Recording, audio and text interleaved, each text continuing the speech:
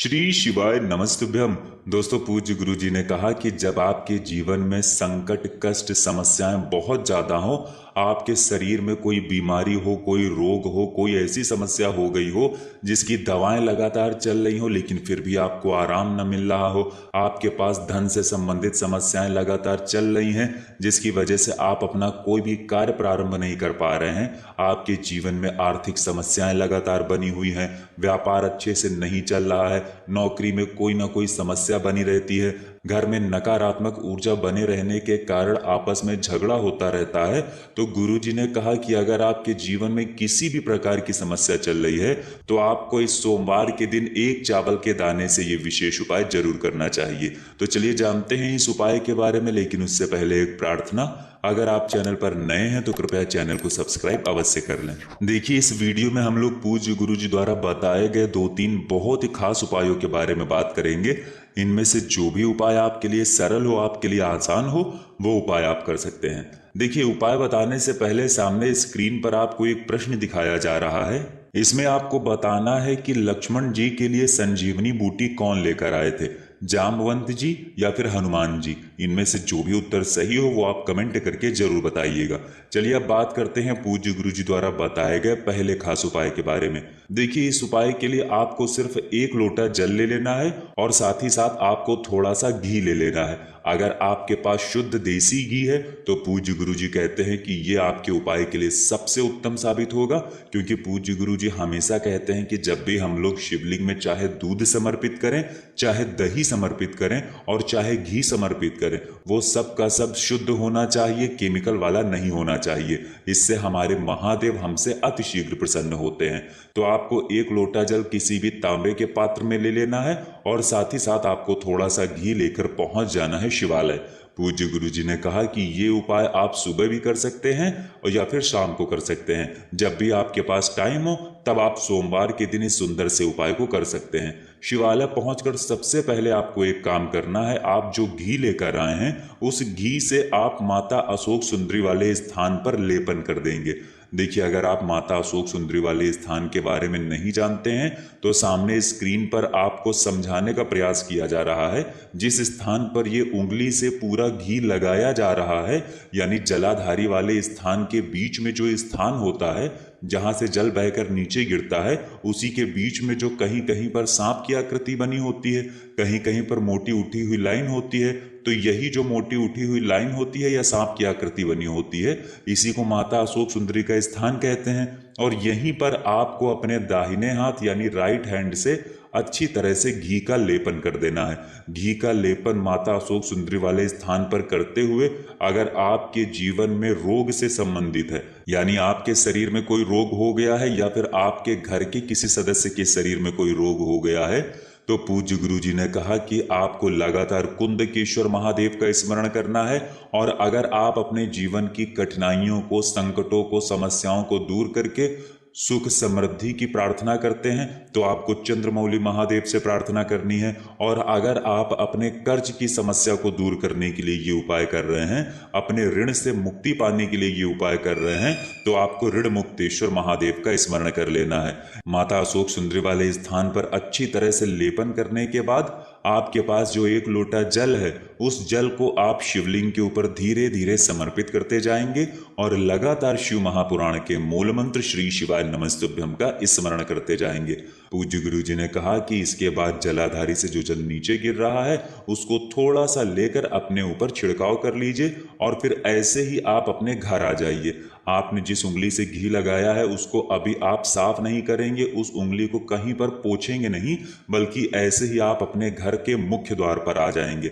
अब आप अपने घर के मुख्य द्वार पर यानी मेन गेट के ऊपर इसी उंगली से, जिस उंगली से आपने माता अशोक सुंदरी वाले स्थान पर लेपन किया है, इसी उंगली से अपने घर के मुख्य द्वार पर यानी मेन गेट के ऊपर आप एक बिंदी रख देंगे। बिंदी रखते हुए भी आप चाहें तो ऋण मुक्तेश्वर महादेव का स्मरण कर लीजिए। अगर आप कर्ज मुक्ति के लिए कर रहे हैं तो ऋण मुक्तेश्वर महादेव का स्मरण कर लीजिए। अगर आप रोग मुक्ति के लिए कर रहे हैं तो आप कुंदकेश्वर महादेव का स्मरण कर लीजिए। और अगर आप सुख समृद्धि की प्राप्ति के लिए कर रहे हैं तो आप चंद्रमौली महादेव का स्मरण कर लीजिए। पूज्य गुरु जी कहते हैं कि सोमवार के दिन किया गया ये उपाय हमारे जीवन से इन सभी समस्याओं को समाप्त कर देता है और हमें सुख समृद्धि तथा वैभव की प्राप्ति करवाता है। अब इसके बाद बात करते हैं पूज्य गुरु जी द्वारा बताए गए दूसरे खास उपाय के बारे में। देखिए, दूसरे उपाय के लिए भी आपको 1 लोटा जल ले लेना है। आप तांबे के पात्र में 1 लोटा जल ले लीजिएगा। फिर इसी के साथ आपको लेना है सिर्फ 1 चावल का दाना। चावल का दाना आप जो भी लेंगे वो कहीं से टूटा हुआ नहीं होना चाहिए, खंडित नहीं होना चाहिए। चावल का दाना पूर्ण होना चाहिए। फिर इसी के साथ आपको 1 बेलपत्र ले लेनी है। बेलपत्र अगर आपके पास नहीं है तो शिवलिंग के ऊपर चढ़ी हुई बेलपत्र को उठाकर जल से शुद्ध करके फिर आप उसका इस्तेमाल भी कर सकते हैं।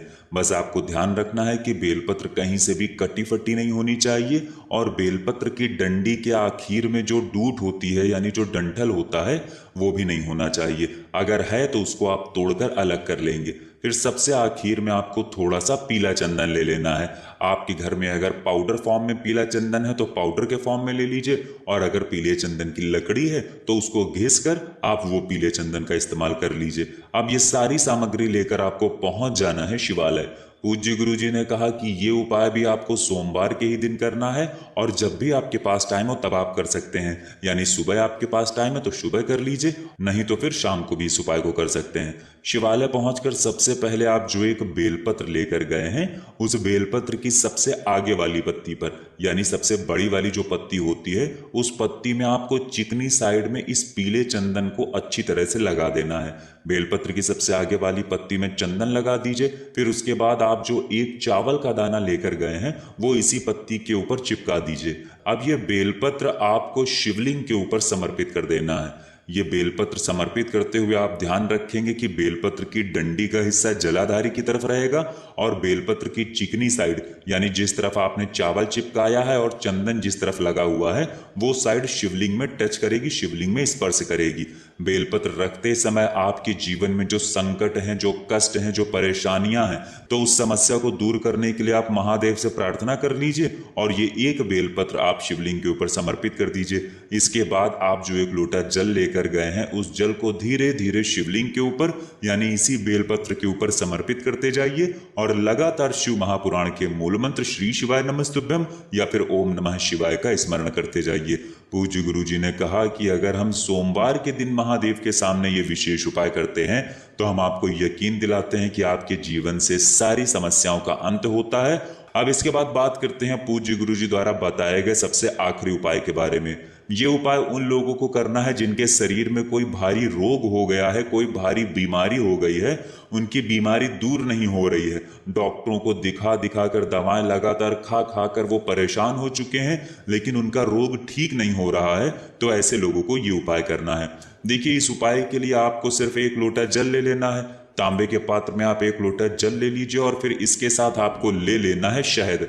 आप आधे से भी आधा चम्मच शहद ले लीजिए। अब ये दोनों सामग्री लेकर आपको पहुंच जाना है शिवालय। पूज्य गुरु जी ने कहा कि ये उपाय भी आप चाहें तो सुबह कर लें या फिर शाम को कर लें। जब आपके पास टाइम हो तब आप शिवालय पहुंचकर इस उपाय को कर सकते हैं। शिवालय पहुंचकर सबसे पहले आप एक काम करेंगे, आप जो शहद लेकर गए हैं उसको अपनी अनामिका उंगली में लगा लीजिए और इस शहद से आपको माता अशोक सुंदरी वाले स्थान पर ओम बना देना है। अभी पहले उपाय में आपको बताया गया था कि माता अशोक सुंदरी वाले स्थान पर आपको घी लगाना है, तो उसी स्थान पर, जिस स्थान पर आपने घी लगाया था उसी स्थान पर आपको ओम बना देना है। ओम बनाने के बाद फिर आपके पास जो 1 लोटा जल है उस जल को शिवलिंग के ऊपर धीरे धीरे समर्पित करते जाना है। समर्पित करते हुए आप लगातार कुंदकेश्वर महादेव का नाम लेते रहिए और श्री शिवाय नमस्तुभ्यम या फिर ओम नमः शिवाय मंत्र का स्मरण करते जाइए। और जलाधारी से जो जल नीचे गिर रहा है उस जल को आप अन्य किसी भी पात्र में जरूर एकत्रित कर लीजिएगा। पूज्य गुरु जी कहते हैं कि जब भी हमें रोग मुक्ति के लिए या बीमारी के लिए कोई भी उपाय करना होता है तो हम कुंदकेश्वर महादेव का नाम ही लेते हैं, क्योंकि कुंदकेश्वर महादेव की कृपा से हमारे शरीर की या फिर हमारे घर के सदस्य के शरीर में जो भी बीमारी हो गई है वो बहुत ही शीघ्रता से समाप्त हो जाती है।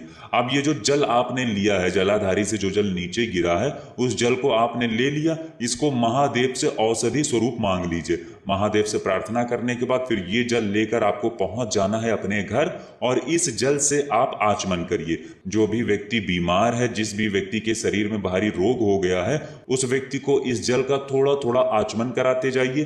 पूरे दिन में 2-4 बार 5 बार इस जल का थोड़ा थोड़ा आचमन कराते जाइए और कुंदकेश्वर महादेव से प्रार्थना करते जाइए। पूज्य गुरु जी ने कहा कि अगर आप इस प्रकार से इस जल का आचमन कराना शुरू कर देते हैं तो उस बीमार व्यक्ति की बीमारी में बहुत ही जल्द आराम मिलना प्रारंभ हो जाएगा। तो दोस्तों, ये थे पूज्य गुरु जी द्वारा बताए गए 3 बहुत ही खास उपाय जो आपको अपने जीवन में चल रही हर समस्या को दूर करने के लिए जरूर करना चाहिए। अगर आपको जानकारी अच्छी लगी हो तो वीडियो लाइक करिएगा। मिलते हैं फिर एक नए वीडियो के साथ। श्री शिवाय नमस्तुभ्यम।